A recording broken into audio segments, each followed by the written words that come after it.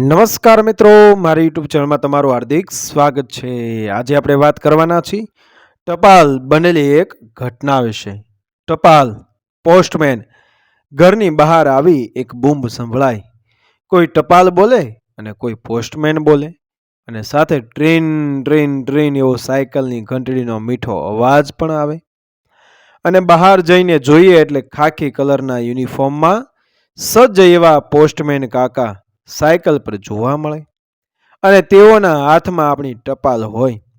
બહાર ગામથી કોઈ સગા સંબંધી કે મિત્રએ લખેલી હોય અને હસતા ચહેરે ટપાલી કાકા એ ટપાલ આપણને હેન્ડઓવર કરે। ટપાલ યુગનું ઉપરોક્ત દ્રશ્ય નગરે નગરે અને ગામો ગામ જોવા મળતું। એને તો જાણે એક યુગ વીતી ગયો એવું લાગે, પણ ટપાલનો પણ એક ભવ્ય યુગ હતો। કારણ કે માણસને એકબીજા સાથે જોડાઈ રહેવા માટે સંદેશા વ્યવહાર કરવા માટેનું આ એક માધ્યમ તો હતું।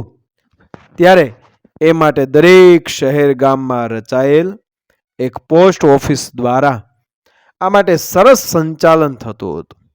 જે લોકોએ આ ટપાલ યુગ જોયેલ છે, અનુભવેલ છે, એ બધાએ જોયું હશે કે ત્યારે સગાવાલા સંબંધી કે મિત્રો દરેક લોકો તરફથી એકબીજાના ઘરે એક પત્ર વ્યવહાર થતો, જેનાથી લોકો એકબીજાના પ્રેમ ભર્યા સંપર્કમાં રહી શકતા। એમાં પણ કેટલા પ્રકાર હતા। પોસ્ટકાર્ડ, ઇનલેન્ડ એટલે કે એને અંતરદેશીય પણ કહેવાતું, અને એક પીળા કલરનું કવર જેના પર એમાં મૂકેલ પત્રના વજન મુજબ ટિકિટ લગાવીને જ પોસ્ટ થઈ શકતું। મારી બહેનપણીઓ સાથે થયેલ પત્ર વ્યવહારની વાત કરું તો હું ખૂબ જ ભાગ્યશાળી છું, કેમ કે માત્ર 4 થી 4થા ધોરણમાં આવી ત્યારથી મારે બહેનપણીઓ સાથે ટપાલનો વ્યવહાર શરૂ થઈ ગયેલ।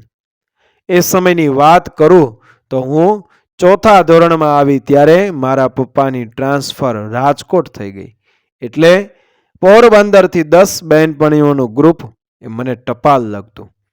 અહો આશ્ચર્યમ જેવી આ વાત લાગે ને, કારણ કે 4થા ધોરણમાં ભણતી બાળકીઓ એ એકબીજાને ટપાલ લખે, પણ આ હકીકત છે। હું એ લોકોને જવાબમાં ટપાલ પણ લખતી, ખૂબ મજા પડી જતી ત્યારે। અને રાજકોટથી એ ઓફિસમાંથી જુનાગઢ ટ્રાન્સફર થઈ પપ્પાની, પછી ક્યારે પોરબંદરનો પત્ર વ્યવહાર કપાઈ ગયો યાદ નથી। ત્યારબાદ રાજકોટમાં તો મારે 2-3 સખીપણા થયેલ, એ લોકો સાથે પણ જુનાગઢ જઈને થોડો સમય પત્ર વ્યવહાર ચાલ્યો, પછી એ પણ કપાઈ ગયો। જુનાગઢની સ્કૂલ બેસ્ટ ઇંગ્લિશ સ્કૂલમાં મારે કોશા એટલે કે અત્યારે ડૉક્ટર કોશા મકોડી કચ્છ સાથે ગાઢ મિત્રતા થઈ ગઈ। અમે લોકો સ્કૂલમાં એક બેન્ચ પર બેસતા અને એકબીજાના ઘરે આવવાનો પણ ત્યારે સંબંધ। અને થોડા સમય બાદ એવું બન્યું કે કોશાના પપ્પાની ટ્રાન્સફર અચાનક જ અમદાવાદ થઈ ગઈ, અને પછી કોશાએ મને ત્યાં જઈને ટપાલ લખી અને અમારે કોમ્યુનિકેશન થોડો સમય ચાલ્યું, પછી એ પત્ર વ્યવહાર બંધ થઈ ગયો। અને હમણાં થોડા સમય પહેલા ફેસબુક દ્વારા રીકનેક્ટ થયા। ઉંમર એટલી નાની હોય એટલે સ્વાભાવિક છે કે સાતત્ય ના જળવાય, ત્યારે નાનપણના કેટલા સખીપણા ખોવાતા ગયા। એમાં એક કારણ તો એ કે એ ઉંમરમાં પછી એડ્રેસ બદલાય ત્યારે એ જણાવવાનું યાદ નહીં રહેતું હોય। એને એમ કહી શકીએ કે બધી મિત્રતાની લેણા દેણી એટલી હશે, કેમ કે જુનાગઢથી અમારી ટ્રાન્સફર એ પાટડી ગામ સુરેન્દ્રનગર જિલ્લો ખરા ગોધાની બાજુમાં થઈ, ત્યારે હું 8મા ધોરણમાં આવેલી।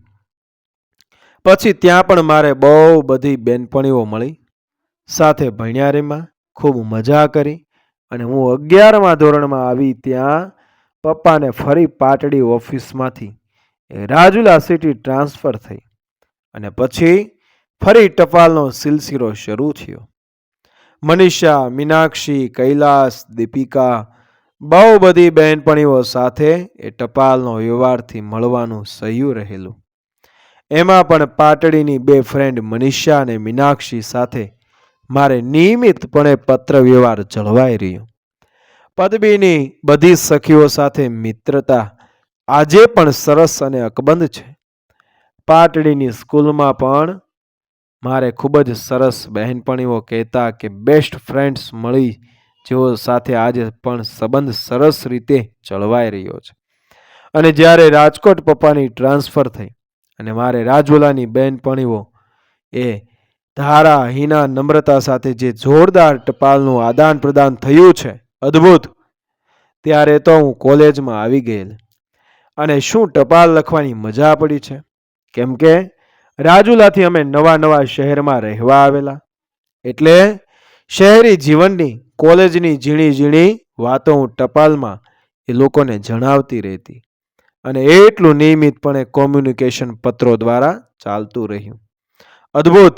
અરે રે, એમાં એવી રાહ રહેતી કે હું કોલેજથી બપોરે ઘરે આવું એટલે મારી મમ્મીને પૂછું, મમ્મી મારી ટપાલ આવી છે આજે? એક ઇંતજારી રહેતી કે બહેનપણીનો જવાબ આવ્યો હશે. ચાલો એ ઇંગ્લેન્ડ કે પીળા કવરને એ ફોડીને એમાંથી નોટબુકના પેગમાં લખાયેલ એ પત્ર વાંચવાની તાલાવેલી રહેતી. બીજી એક વાત જરૂરથી અહીં કરવી ગમશે કે અમે ત્યારે રેસકોર્સ સામે આવેલ ક્લાસ 1 ઓફિસર્સ ક્વાર્ટરમાં રહેતા. બીજા માળે ફ્લેટ હતો અમારો અને ત્યાં નીચે ભોંય તળિયે લેટર બોક્સ રાખવાની કોઈ વ્યવસ્થા નહોતી, પણ ટપાલ ઘરે જ આવતી. એટલે બારણાનો ઈતરેદ હોય ત્યાંથી ટપાલી કાકા આવેલ ટપાલને સરકાવી દેતા અને ઇંગ્લેન્ડ કે કવરમાં ઘરમાં આવે એટલે એ જોઈને ખૂબ ખુશ થતી. પણ હા, મારી મમ્મી એમ કહેતી, આ છોકરીનું ધ્યાન બહેનપણીઓની ટપાલમાં ને ટપાલમાં જ રહે છે, ભણવામાં પણ સરખું ધ્યાન દેતી જા પારુલ. સ્વાભાવિક કહે છે કે આપણી મમ્મી આ રીતે કહેવાની જ, કારણ કે પોતાના સંતાનના એજ્યુકેશનની ચિંતા અને કાળજી એક માના હૈયે હોય. એટલે કે મિત્રો, ટપાલ યુગને મેં મારી બહેનપણીઓ સાથે ખૂબ જ માણ્યો છે.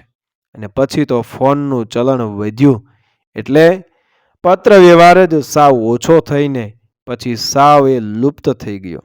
સાથે સાથે દિવાળી કાર્ડ પણ લખવાને બદલે ફોન કોલ્સનો વ્યવહાર લાંબા સમયથી વ્યવહારમાં છે. અને છેલ્લા કેટલાય વર્ષોથી હવે તો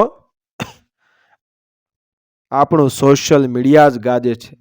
રોજના messages, voice messages, latest updates, photos, video calls, advance ટેકનોલોજીનો પ્રતાપ છે.